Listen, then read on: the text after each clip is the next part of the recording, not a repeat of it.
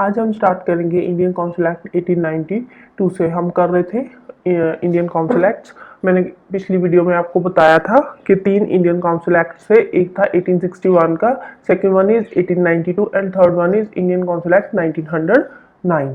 ठीक है, अब हमने बात की थी कि जो इंडियन लेजिस्लेटिव काउंसिल थी उसमें कुछ ऑफिशियल मेंबर हुआ करते थे, कुछ थे नॉन ऑफिशियल मेंबर। ठीक है, अब जो नॉन ऑफिशियल मेंबर थे इंडियन काउंसिल एक्ट के, they were nominated by the Bengal chamber of commerce and provincial legislative council. ठीक है, उनको नॉमिनेट कौन करता था?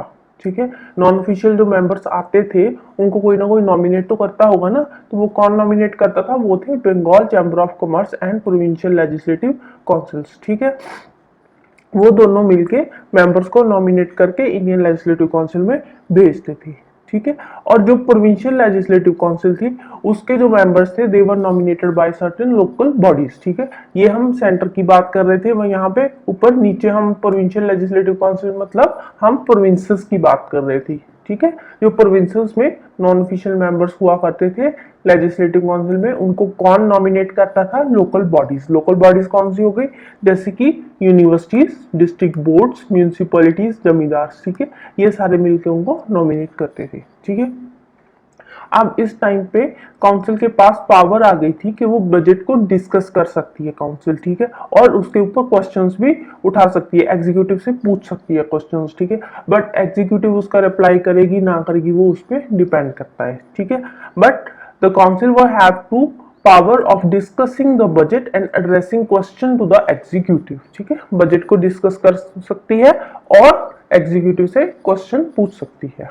नेक्स्ट आता है हमारा Morley Minto reforms and Indian council act 1909 which is very important from the exam point of view. ठीक है, अगर आपने हिस्ट्री कहीं पढ़ी है कभी थोड़ी बहुत भी, तो उसमें ये काफी फेमस होते हैं। मॉर्ले मिंटो रिफॉर्म्स काफी फेमस है। ठीक है, और एक है मोंटेग्यू चेम्सफोर्ड रिफॉर्म्स 1909 में आए थे। ठीक है, ये दोनों थोड़े से इंपॉर्टेंट एक्ट्स है, इनको थोड़ा ध्यान से पढ़ना है हमने। ठीक है, और थोड़ा सा डिटेल में भी पढ़ेंगे। ठीक है, जब ये वाला काउंसिल एक्ट आया था तो उस टाइम पे जो हमारा इंडिया के सेक्रेटरी ऑफ स्टेट थे वो थे लॉर्ड मॉर्ले और हमारे वाइसराय थे लॉर्ड मिंटो। ठीक है, इन दोनों के नाम से ही इसका नाम बना है मॉर्ले मिंटो रिफॉर्म्स।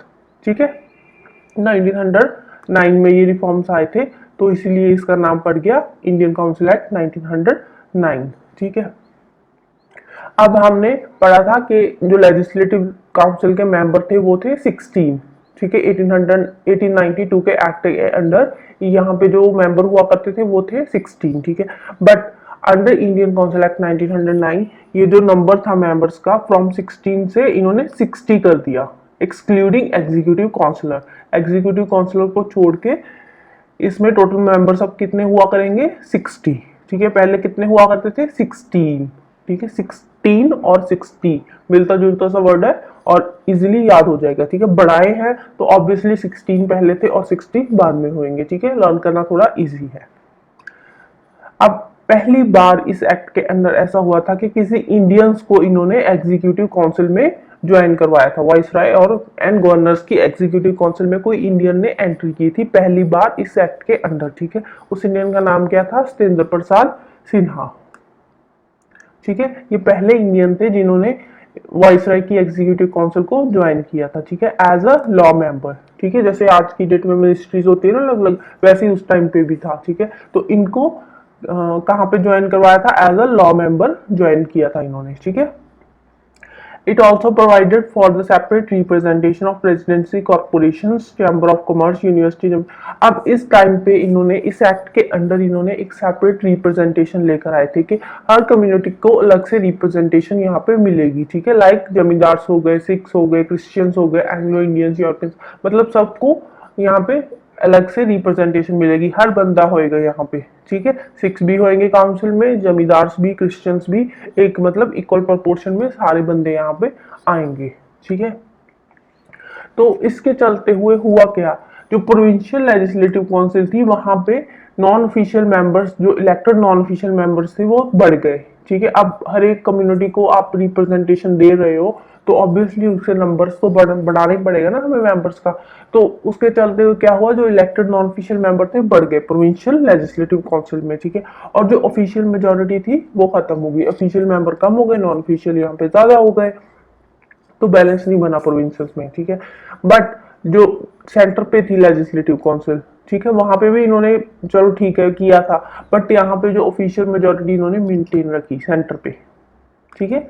ये प्रोविंसेस में तो इनसे हुआ नहीं बैलेंस, ठीक है, बट जो सेंटर वाला था लेजिस्लेटिव काउंसिल वहां पे ऑफिशियल मेजोरिटी में ही रहे थे, ठीक है।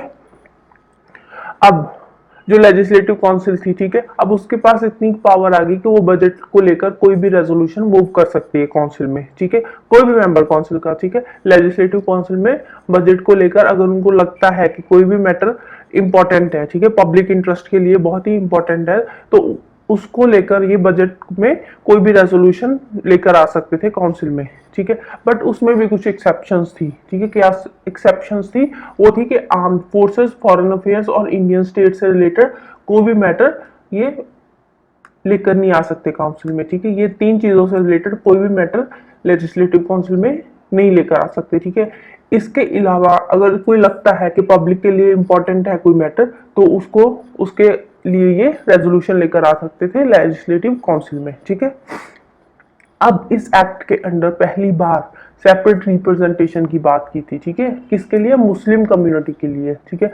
अंग्रेजों का तो था ही फंडा कि वही अलग कर दो इनको, क्योंकि हमारे जो इंडियंस थे वो रिलीजन को लेकर काफी सेंसिटिव थे, तो उस चीज का इन्होंने फायदा उठाया। इस एक्ट के अंदर इन्होंने क्या कर दिया, मुस्लिम कम्युनिटी के लिए सेपरेट रिप्रेजेंटेशन की बात कर दी, ताकि हिंदू मुस्लिम अलग अलग हो जाए, आपस में इनको लड़ा दो, उनका ये फंडा था।